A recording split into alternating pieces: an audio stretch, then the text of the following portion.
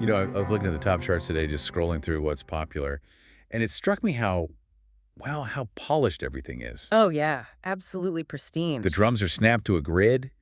The vocals are tuned to the millisecond. It's perfect. Hmm. And usually when we talk about production on this show, that's the goal, right? How do we make it sound pristine? That is the industry standard. You spend money to remove the mistakes. Exactly.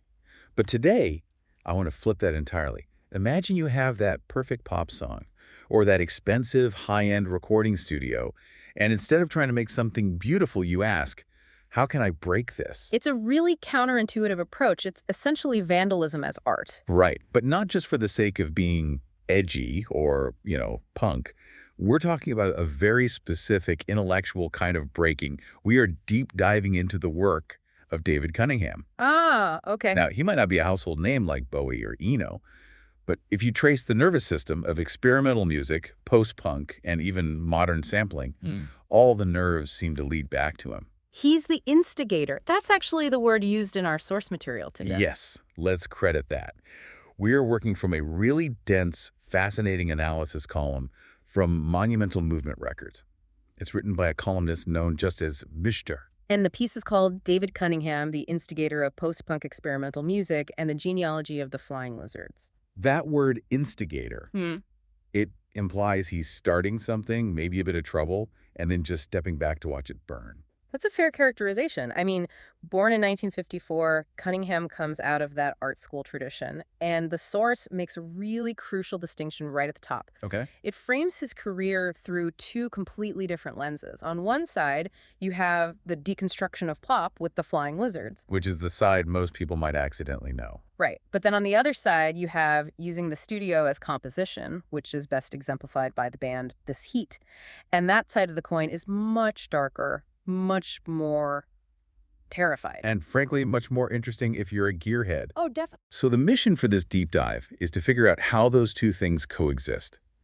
How do you go from making a novelty hit that your grandma might hum to creating the soundtrack for the nuclear apocalypse? It sounds like a paradox, but it's actually the same methodology applied to different emotions. It's all about process.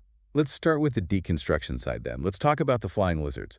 Because even if you don't know the name David Cunningham, you absolutely know their cover of Money. It's ubiquitous. It charted in 1979. It's in movies. It's in commercials.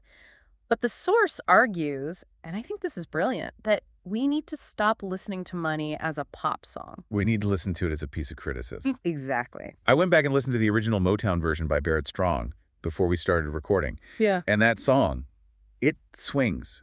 It's got soul. It's got this driving, desperate energy. The best things in life are free, but you can give them to the birds and bees. It's a jam. It is. And Cunningham takes that groove, that swing, and what does he do? He surgically removes it. He creates a vacuum. It sounds like a broken toy.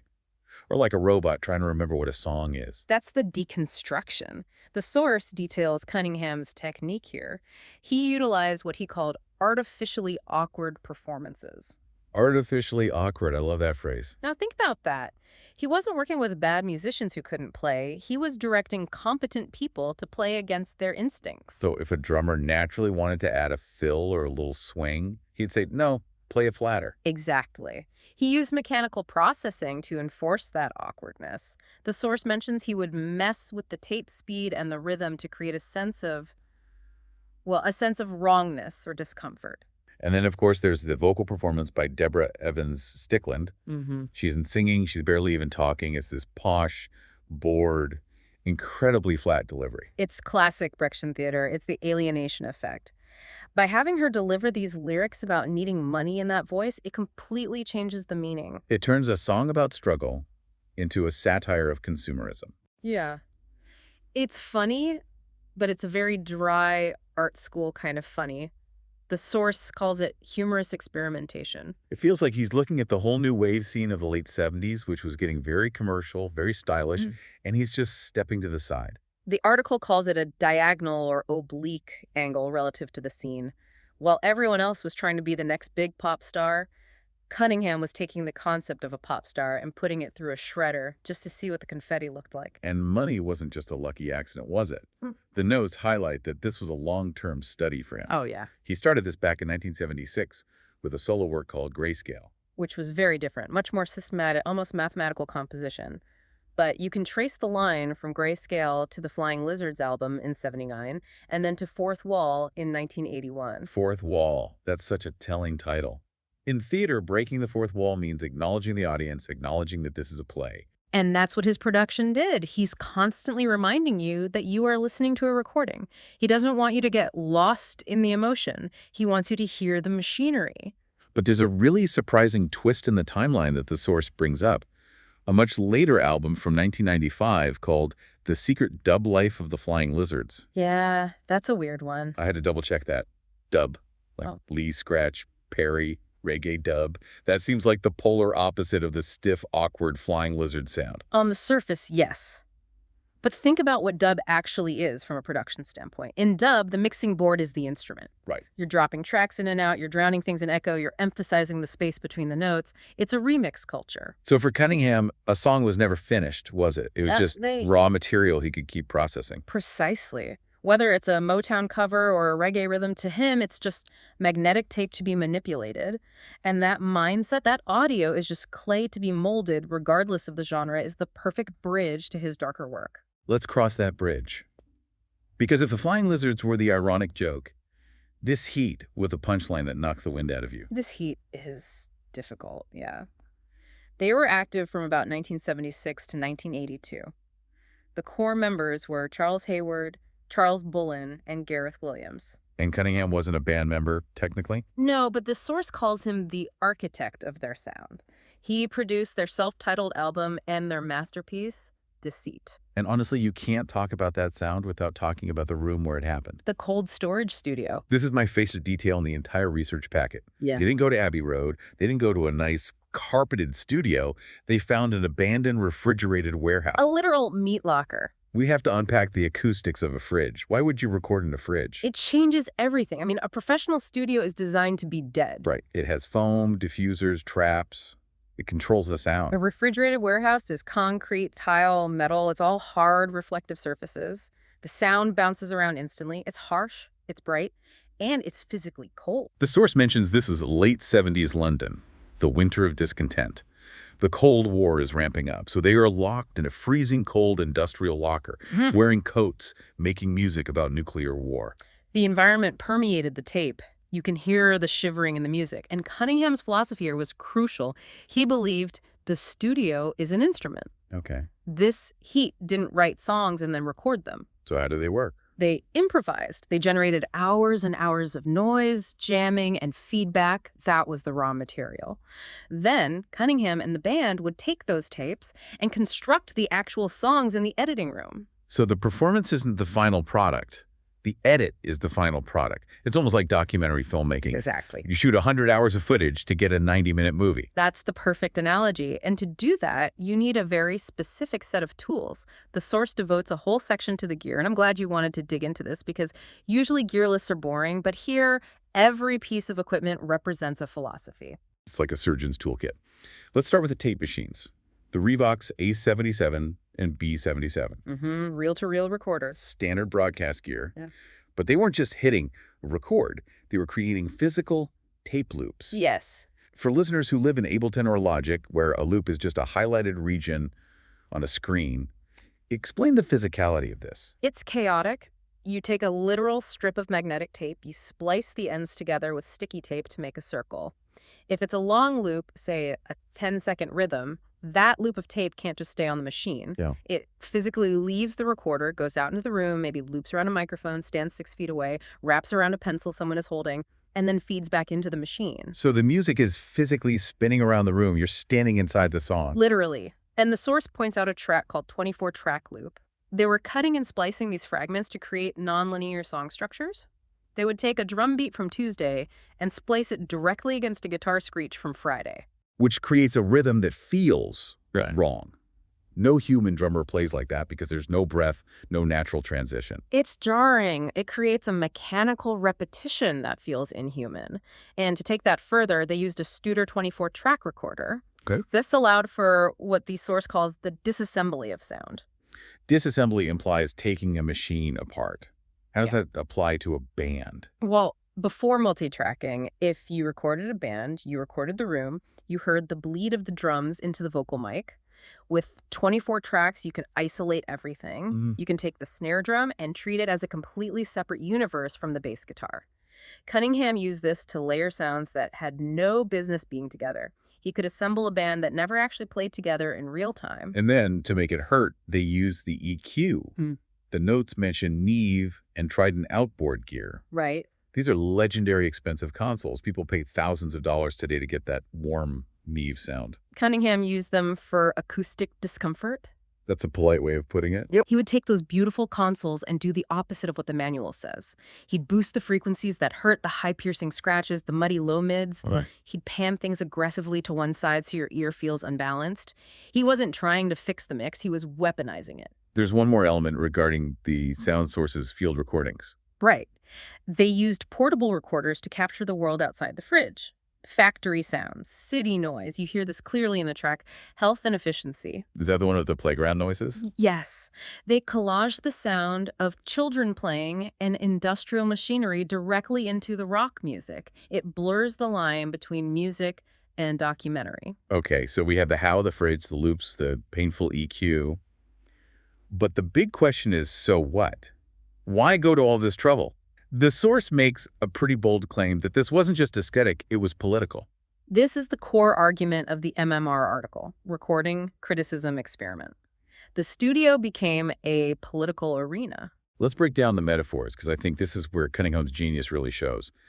The source suggests the techniques themselves were symbols of the world they lived in. Yeah, let's start with those tape loops we talked about.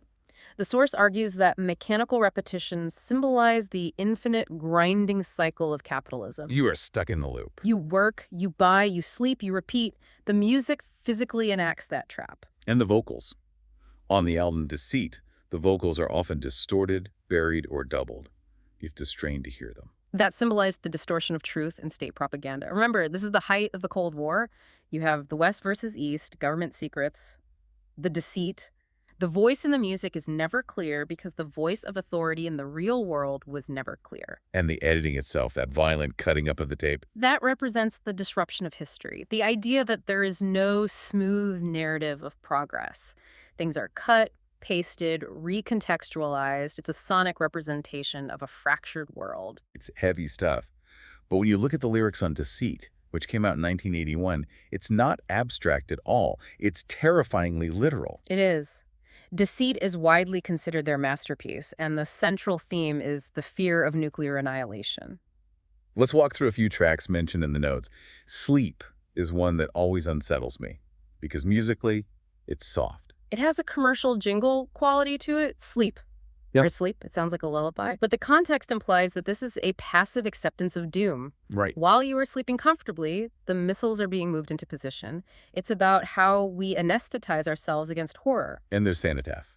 A cenotaph is an empty tomb, a war memorial. And the song accuses humanity of a performance. We build these monuments to remember the dead, and then we immediately go and start another war. It connects back to that idea of the loop. History as a broken record. Repeating the same mistakes. Yeah. And a new kind of water.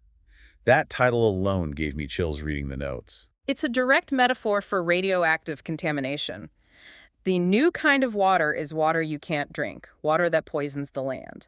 It's reflecting that very real 1980s fear that we were going to poison the planet permanently. There's a track called Independence, which I found interesting. Usually independence is a positive word, especially in political music. Here it's treated with deep skepticism. It critiques the fiction of nationalism in a world where nuclear fallout doesn't respect borders. Radiation doesn't stop at customs. Exactly. What does national independence actually mean? We are all interconnected whether we like it or not. And we have to talk about horizontal hold. For our younger listeners, you might need to explain what a horizontal hold even is. We're dating ourselves here. On old analog TV sets, the picture would sometimes start rolling or scrambling. There was a knob called horizontal hold you had to turn to stabilize the image. Now, the song is using this TV glitch as a metaphor. Exactly. It's satirizing mass media control. If the picture is rolling, who controls the image? Who controls the information you're seeing? The song mimics that scrambling. Sound rhythmically, it's constantly slipping. The sound of the media breaking down. Mm-hmm. Finally, health and efficiency. It sounds like a public service announcement from the 1950s. It's upbeat, It's major key. But it's deeply sarcastic. It satirizes the health myths of industrial society. The idea that if you just jog and eat right and work hard, everything will be fine. Right. Meanwhile, the energy crisis is happening, and the sun is burning out. It's taking a sunny slogan and revealing the exhaustion underneath. So, when you step back and look at Cunningham's work, from the plastic pop of flying lizards to the nuclear dread of this heat, he's essentially doing the same thing. He's peeling back the wallpaper to show the cracks in the wall. That's a great way to put it. The source sums it up. Cunningham showed that how you record something is just as political as what you sing. You can sing a song about freedom, but if you record it with a polished, commercial, corporate sheen, are you really being free? That's the question. So what is the legacy of all this? Because cold storage studios is gone. The Cold War is, well, it's changed shape. But where do we hear David Cunningham today? His technical legacy is massive. The source points out that these techniques, tape manipulation, using the studio as an instrument, laid the foundation for entire genres. I'm thinking post-rock immediately.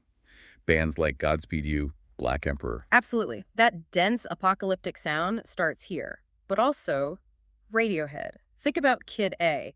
That sense of dread and digital manipulation, that's the grandchild of this heat. And obviously, modern sampling culture. We take it for granted now. You open a laptop, you cut and paste a sound file. Cunningham was doing cut and paste with a razor blade. He was the grandfather of non-linear editing. The source actually makes a really modern connection at the end to AI. This is fascinating. We are entering an era of AI music reconstruction. We have deep fakes. We can clone voices. We can generate music from nothing. Cunningham was effectively doing analog deepfakes. He was. He was questioning the integrity of the recording. When you listen to the Flying Lizards, he wanted you to know it was fake. He wanted you to hear the seams. In an age where AI can make everything seamless and perfect, Cunningham's work is a reminder that we need to look for the glitches. That's a powerful place to land. We live in a time of auto-tune, quantization, grid-perfect beats. Everything is correct. But Cunningham embraced the error, the hiss, the bad splice, the awkward silence. So here's a thought for you to take with you today. In our drive for digital perfection, are we missing the critical distortion? Maybe the error are where the truth actually lives. Maybe we need a little more wrongness in our playlists to see the world clearly. I think we definitely do. Go listen to Track Money, then go listen to Deceit and see if you can hear the same ghost in the machine. Thanks for deep diving with us.